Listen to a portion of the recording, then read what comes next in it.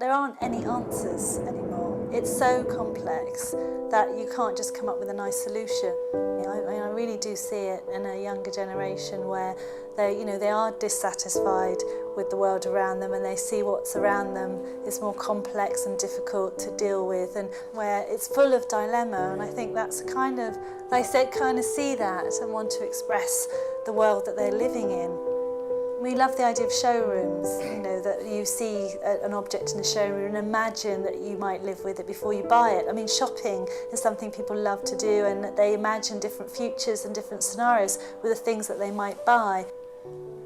You can take them down a path that seems quite fun and interesting, but then you could be taking them somewhere dark and quite difficult, and then when they get there they suddenly think, oh my goodness, where am I? How did I get to this quite dark place? And I think that's a nice way in which to sort of introduce ideas that maybe they wouldn't normally want to deal with or find difficult.